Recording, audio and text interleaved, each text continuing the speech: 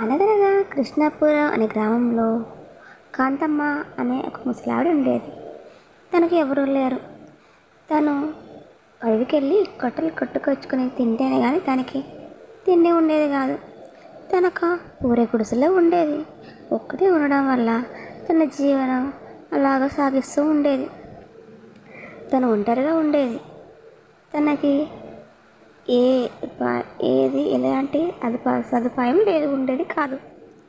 తను ఒకరోజు అడవికి వెళ్ళి కట్టెలు కట్టుకొని ఆ కట్టెల మోపు తీసుకుని ఊర్లోకి వెళ్ళింది. ఊర్లోకి వెళ్ళిన కాంతమ్మ ఆ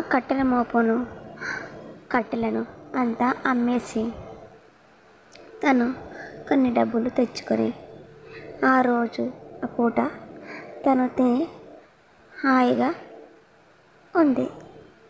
కానీ ఒకరోజు కాంతమ్మ కట్టెలు కుట్టుకోవడానికి అడవికి వెళ్ళింది. ఆ రోజు భారీ వర్షం పడుతుంది. తను అడవికి వెళ్తూ ఉండగా తనకు ఒక మెరుస్తూ కుండ కనిపించింది. అబ్బా, ఏంటో కుండ అని దగ్గరికి వెళ్ళిన కాంతమ్మకు అందులో చాలా బంగారం కనిపించింది. కనిపించగానే తన కాంతమ్మ ఆ కుండను తీసుకుని ఇంటికి వచ్చింది. అబ్బా, ఇన్నాళ్ళకు నా కష్టాలు తీరిపోయాయి. ఇన్ని సంవత్సరాలు నా కష్టాలు తీరిపోయి నేను హాయిగా బతకచ్చు.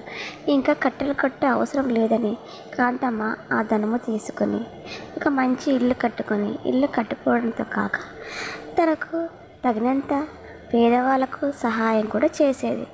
అలా మంచి ప్రవర్తనతో ఉన్న కాంతమ్మకు ఆ మాయకుండ ధనం ఇస్తూ పోయింది. పేదవాళ్ళకు పెళ్ళిళ్ళు కూడా చేర్పించేది కాంతమ్మ.